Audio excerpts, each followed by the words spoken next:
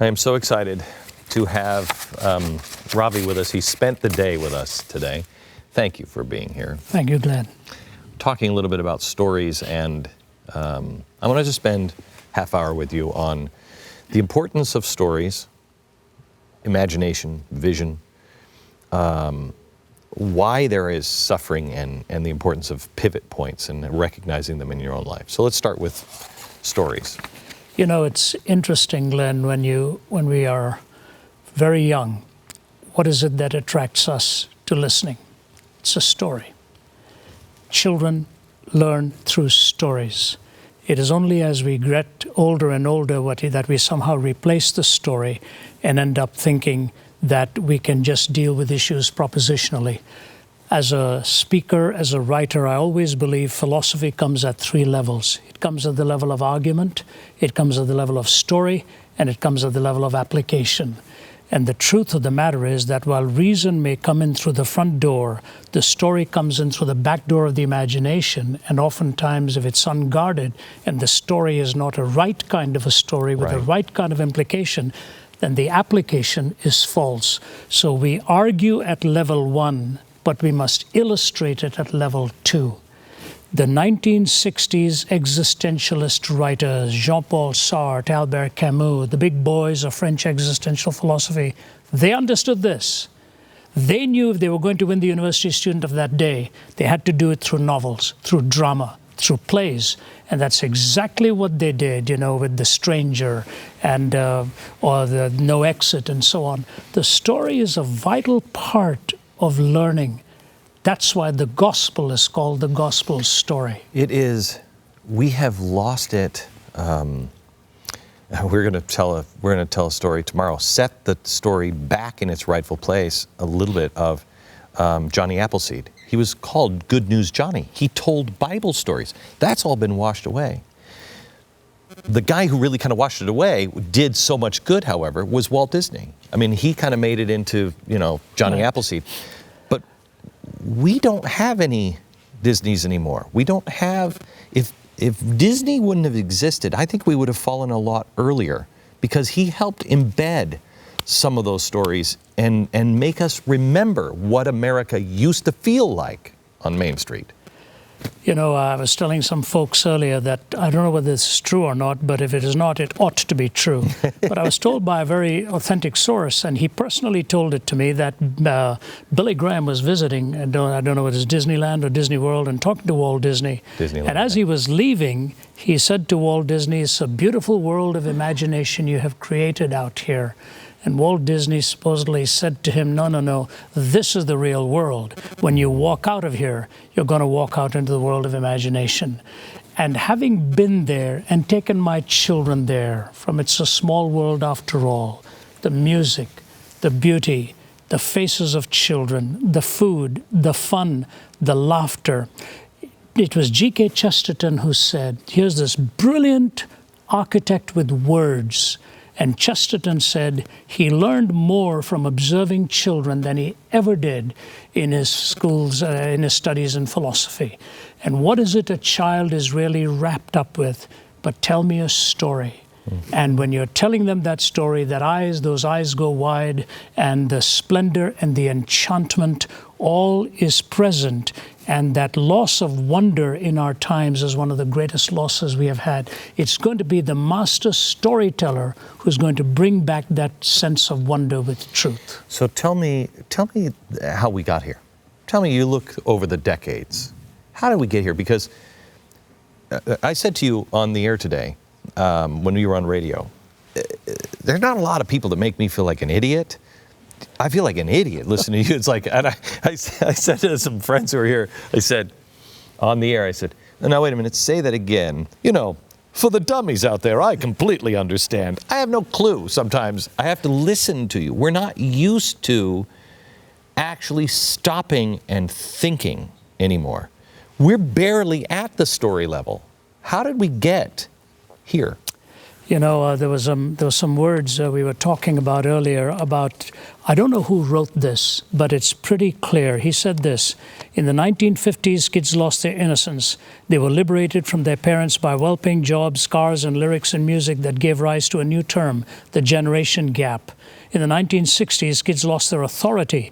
It was a decade of protest. Church, state, and parents were all called into question and found wanting. Their authority was rejected, yet nothing ever replaced it. And this is key. In the 1970s, kids lost their love. It was the decade of meism, dominated by hyphenated words beginning with self, self-image, self-esteem, self-assertion. It made for a lonely world. Kids learned everything there was to know about sex, forgot everything there was to know about love, and few had the nerve to tell them that there was indeed a difference. Down that sliding path, we ultimately lost reason itself. Now, here's the way I look at it, Glenn, and it's important we understand it. I think it was Simone Weil who said, in reality, nothing is so beautiful as the good, nothing so monotonous and boring as evil. But with our imagination, it's the other way around. Fictional good is boring and flat. Fictional evil is varied, intriguing, attractive, and full of charm. Now think about that. What happened when the eye gate became the primary means of dissemination, all right? It used to be where you were reasoning things through. Then pictures took over, and the pictures are assaulting the imagination. What happened with the mass production gurus, they harnessed evil, which is in imagination more varied, intriguing, attractive, and full of charm, but in reality is monotonous and boring and debilitating. So what is left for this generation is to find its brilliant thinkers to retake the good and make good to be what it really is: varied, intriguing, attractive, and full of charm. That's really, I have to tell you, I've given up on a lot of modern day stories because you just can't, they always make the bad guys good. And the good guys are kind of good. You know what I mean? Everything's just marginal or really bad. I've been watching some old shows with my kids, old movies. And I've been trying to teach them, see, this is what happens. You know, the bad guys always turn on each other. And that's the way real life really is. The bad guys aren't, well, we're bad guys, and so we're all going to be bad guys together, and I've got loyalty to you. You know what I mean? But that's the way it looks in today's media. You can't teach it. How is a parent able to teach things without the society? I mean, we don't have the Bible anymore. Only Bible thumpers are listening to the Bible. We don't have morals that we agree on. Hollywood and everyone else lifts up darkness, pushes down light. How do we make it? Brilliant connection. And let me share this. One of my favorite writers is G.K. Chesterton. And to the listening audience, if you haven't read Chesterton, you've picked your own pockets. Brilliant stater of truth. And Chesterton gives this. Let me a minute to explain it. I used to use it in the early days of my preaching. Chesterton says, if you're telling a fairy story to, say, a 1 or 2 year old, and you tell them, and little Tommy got up and walked up to the door. The 2 year old will, go like this. You take that another 2 years down, 5 years old, or 4 or 5, and you say, little Tommy got up and walked up to the door and opened the door. The 5 year old is going to go like this. Go another 7 or 8 years, 2, 3 years down the line.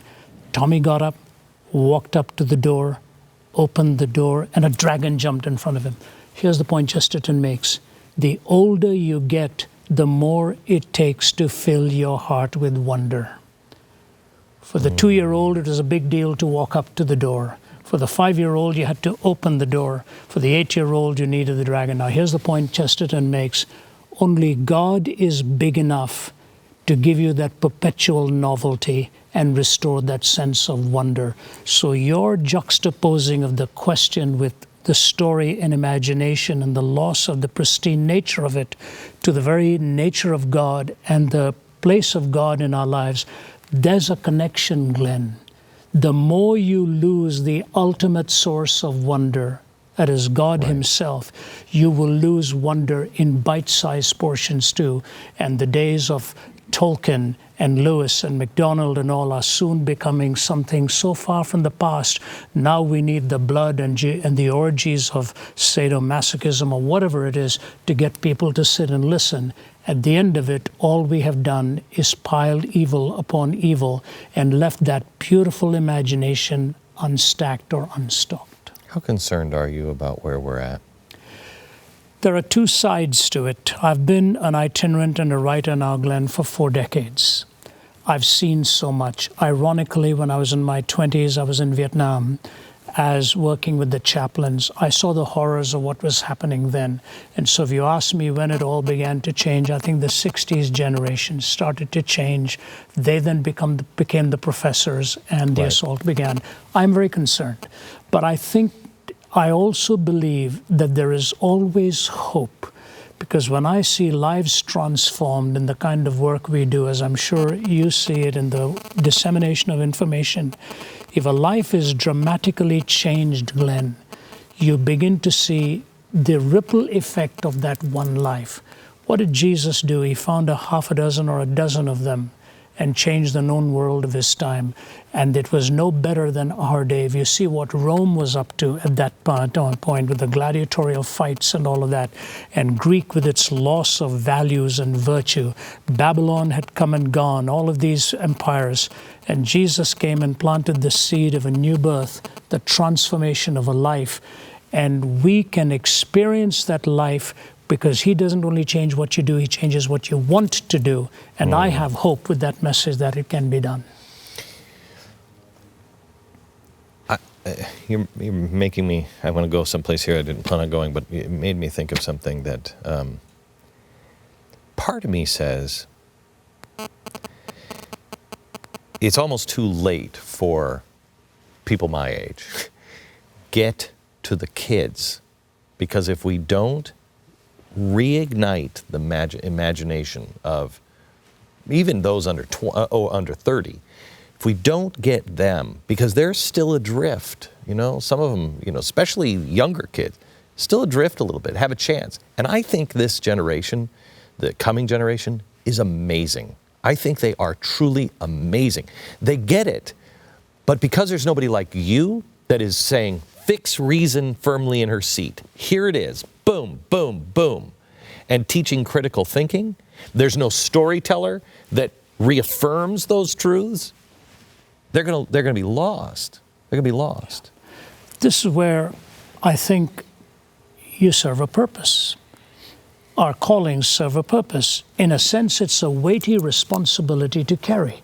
It's a burdensome thing. I'm now in my 60s, and I've been doing this for 4 decades. What I've noticed, Glenn, is that the primary measurement in our audience now is the young men and women coming, the young people coming.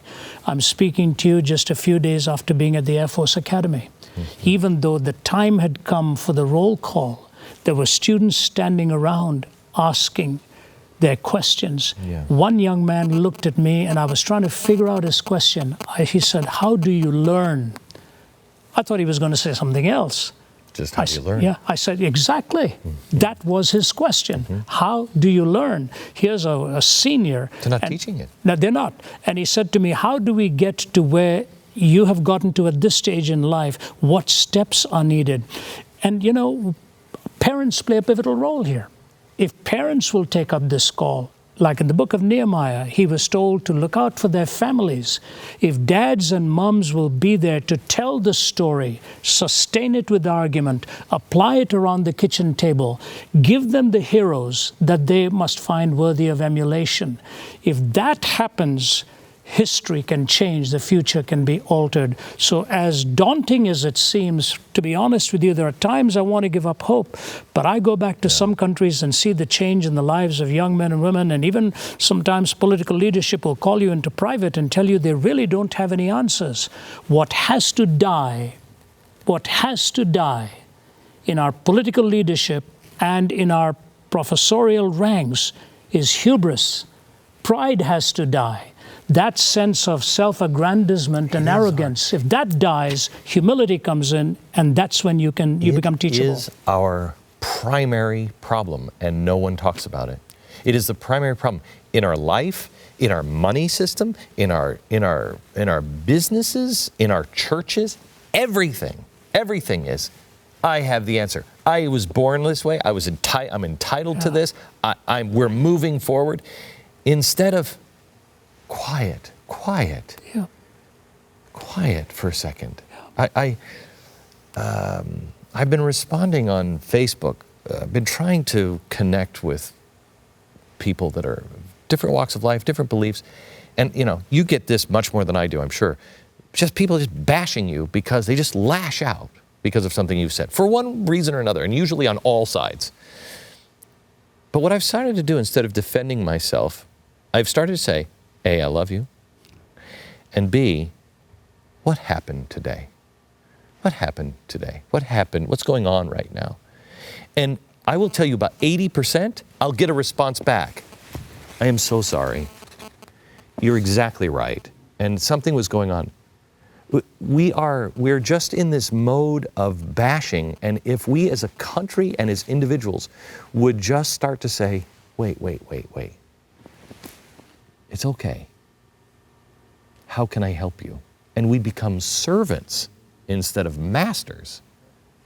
We'd fix most of our problems, would we not? A few years ago, I was in Damascus, and I was the chief of intelligence. And they were there to tell me, they brought me into the office to tell me they knew I was there. I'll never forget what he said to me: stay out of the politics of the region. I said, I will, sir, but may I ask you one question? I will stay out of it. Can you tell me what's going on here? This is about 5 years ago, Glenn.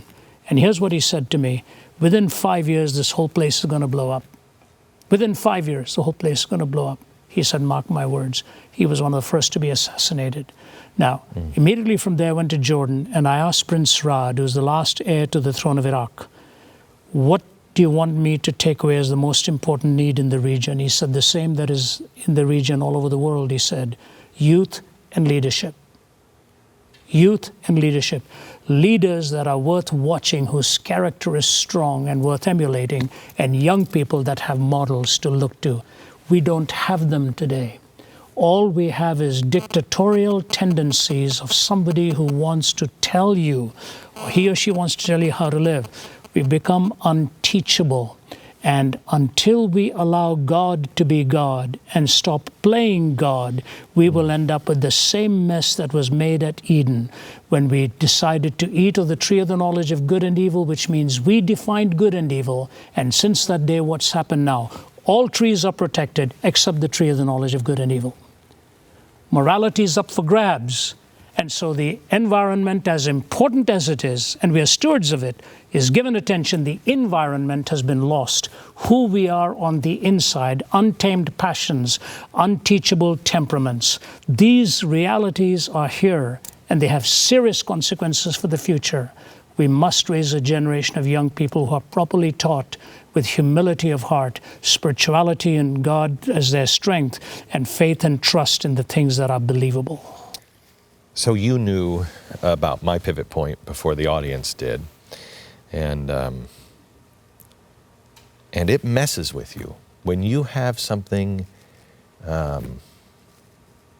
When you have something that is, the world was, the doctors were telling me, shut it off. The Lord was continuing to fill me with all kinds of stuff. And there were times I thought, maybe I don't even understand. Maybe I've been making God up. This actually went through my head. Maybe I'm making God up because physically I can't do it anymore. So maybe everything that I have heard from Him in the past has been me. That's how insidious it is. If my faith hadn't been as strong as it was, I would have been lost forever. Job, to a much greater degree. Good heavens, man. Here's a good guy, hears from God, pounded relentlessly. Your book is about suffering. Why suffering? It's probably the most, I would imagine this is the entry point or exit point, if you will, for most people on God. They start to see suffering, something happens in their life, and they're like, that can't come from God. That doesn't come from God. Why suffering? You know, this to me is the number one question. And it is such a powerful question that the anti-theists or atheists or agnostics ask, that they've actually moved it from a positioning of saying questioning the existence of God. They call it the evidential argument against God's existence. They think it is evidence contra theism, that because there is evil, it is impossible for there to be a God. Now, in this book, we have dealt with it, my colleague from Oxford, Vince Vitale, and I. I wish I could go into all of the arguments there and how to deal with it. But just remember, let's remember one thing. Every worldview has to deal with it. Every worldview. Atheism, skepticism, pantheism, all of the monotheistic worldviews. So let me give a simple illustration and just answer it this way. I can go into the philosophical side of it. There's a young gal in Georgia who was born with a strange malady called SIPA, congenital insensitivity to pain with anhidrosis. She cannot feel pain. A handful of people in this world are born like that. And she was being interviewed by the media, and at the end of the interview, she said something startling. She went on to say, you know, if my child steps on a nail or puts a hand on a burner or something, playing a sport, she does not know she's been cut and bleeding. We need to watch, we need to observe. And so her closing statement was, every night I go to bed saying, dear God, please allow my daughter to feel pain. Unbelievable. If in this physical body, pain is an indicator of something that is not right, how much more is it possible for an infinite God to demonstrate to us that pain is an indicator of something that's broken down spiritually? That's one thought. Secondly, what Chesterton said, meaninglessness does not come from being weary of pain. Meaninglessness comes from being weary of pleasure. So you take the two extremes. Wow, look at what's happening in our society too right now. The emptiness that comes from pleasure, yes, and the meaninglessness that comes from pain. So there has to be an answer for both pleasure and for pain. That means only God is big enough to put the two together and explain why the pain and where to create the boundaries for pleasure. We have to get to the point of an intellectual answer that does away with the skepticism and an experiential answer that brings a closure and understanding. So there's a sophisticated philosophical side to it. There's an experiential pastoral side to it. That's what we've tried to do in the book, Glenn. I don't want to get into politics by any stretch of the imagination, but could I just do an overview? Let's use helicopter parents, because I think in some ways all governments are starting to become helicopter parents, where, this business is in trouble, this bank is in trouble, we'll bail you out. That's the same thing as a parent that does that. To me, it feels immoral, because you are taking, my biggest gains have come right after my failures. I think what happened to me with this pivot point is so critical. If you would have taken that away, I wouldn't be on the course that I'm now finding myself on. You're spot on. I was talking to some friends over lunch. I have a dear friend who's my literary agent, lives in Orlando, Florida. Last week he lost his wife at the age of 60 or 62. She was a beautiful woman, Bobby was her name, and Robert, the husband. Beautiful gal. 2 years ago, diagnosed with cancer. Within 2 years, she was gone. We were together last weekend.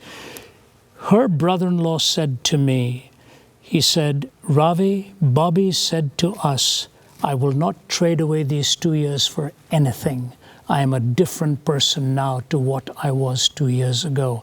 There's something when pain is completed, that Paul says, we are told, afterwards it yields the peaceable fruit of righteousness. Or as Thornton Wilder says, in love's service, wounded soldiers serve the best. See, the journey of life can sometimes be through convoluted areas, but it brings you out to a better understanding of who you are and why it all took place in the first hand. In times of comfort, there is little growth. In times of growth, there is little comfort. The fact is, sometimes, look at our nation. Through the struggles and tumultuous times, we turn to God. Now in success, what Abraham Lincoln warned us about, with all of our attainments, we may think we have brought it to ourselves. If I can quote a hymn, Annie Johnston Flint, who was orphaned early, arthritic, cancerous, blind. Her biography is called Something Beautiful for God. And here's what she writes. He giveth more grace when the burdens grow greater. He sendeth more strength when the labors increase. To added affliction he addeth his mercy. To multiplied trials has multiplied peace. When we have exhausted our store of endurance, when our strength has failed ere the day is half done, when we reach the end of our hoarded resources, our Father's full giving has only begun. His love has no limit. His grace has no measure. His power has no boundaries known unto men. For out of his infinite riches in Jesus, he giveth and giveth and giveth again. You've learned that, and I've learned that in our finitude, the magnanimous grace of God becomes larger, and that's when you know who to depend on. 10 points for using the word finitude. Side note, do you have a photographic memory? You know what? Close? No, I don't have a photographic memory. When I was younger, it was easier. These days, you begin to say, what did I do yesterday? Right. I saw a speech that you gave, and you quoted a poem about when a man, and it spoke to me. Yeah. Do you know what I'm talking about? Yes, yes. Could you quote a little bit of this? Okay, I think I was speaking on Nehemiah. When God wants to drill a man and thrill a man and skill a man, when God wants to mold a man to play the noblest part, when he yearns with all his heart to create so great and bold a man that all the world might be amazed, watch his methods, watch his ways, how he ruthlessly perfects whom he royally elects, how he hammers and hurts him and with mighty blows converts him into trial shapes of clay that only God understands, while his tortured heart is crying and he lifts beseeching hands, how he bends but never breaks when his good he undertakes, how he uses whom he chooses and with mighty acts induces him to try his splendor out. God knows what he's about. That's why suffering, isn't it? Exactly. Breaking and rebuilding and molding and shaping. The captain of our salvation was made perfect through suffering. God conquers not in spite of suffering, but conquers through it. When we learn that difference, we learn the beautiful weaving that he does to bring the grand design that he intends for us. We are in a place now where life doesn't mean anything. There was the girl in Oregon, Brittany Maynard, who had cancer. And she set a date, and I'm not going to suffer beyond this. And then she killed herself. The world cheered. The world cheered. I don't want to condemn her by any stretch of the imagination. But what do you say to her? What do you say to people who say, I don't want to go through that? I was with my dad. My dad passed away a few months ago. And I said to the doctors, and this was really frightening. I said to the doctors, please, in today's age, there is no need for him to feel any pain. Please, just take away the pain. They looked at me this fast. We can't kill him. I had another friend who lost their father. That was the same thing the doctor said to him on the other side of the country. We can't kill him. Are there many people saying, hey, can you just kind of juice it up and let him go? We don't respect life at all. How do we get that back? What do we say to people who say, I want to die with dignity? You know, Belgium has such a high rate of suicides these days that they're not calling it suicide anymore. They're calling it opting out of life. Oh my gosh. Opting out of life. You know, it's not a simple issue because pain is a horrible thing. Hopelessness is a horrible thing. You just lie in bed there and you're wondering where this is all going to go. It's hard to pontificate from a distance, but having been on a bed of suicide myself, Glenn, when I came to know Christ and he changed my life, I realized what a horrible act I was engaged in taking away the very gift that God had given to me of life. And what I would say to a person like that and to our culture, the reason we make those decisions at the end of this project called life in ourselves is because we have defined it wrongly at the beginning.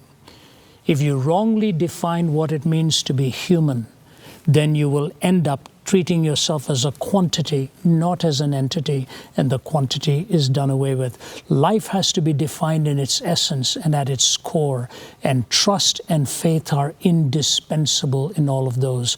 The Bible says that it is given to us, every minute accorded to us was written in His book long before any one of them came to be. I cannot play God and violate the image of God in my life. If you don't believe in God. If you don't believe in God, that is the logical outworking. If you don't believe in God, not only is that the logical outworking for yourself, it is the logical outworking for everybody else too. When Jesus was asked to take 613 of Moses' laws, 613, Isaiah reduced it to 15, David to 11, Micah to 3, to do justice, love mercy, and walk humbly before your God. Jesus reduced it to 2. You know, He could have reduced it to 1. He could have comfortably reduced it to 1. He didn't. He took it to 2. To love the Lord your God with all your heart and all your mind and all your soul and all your strength, and to love your neighbor as yourself. On these 2 hang all of the laws and the prophets. What He really was saying was, if you believe in the first, the second is the natural outcome. And if you don't believe in the first, the second is with its feet firmly planted in midair. So the outworking of love for God is the love for your fellow human being. When Jacob met up with Esau, and Esau forgave him, Jacob made an astounding statement. He said, I now see in your face the face of God. Until we have that divine encounter, we will never really know what a gift life is. It is not an ownership, it is a stewardship.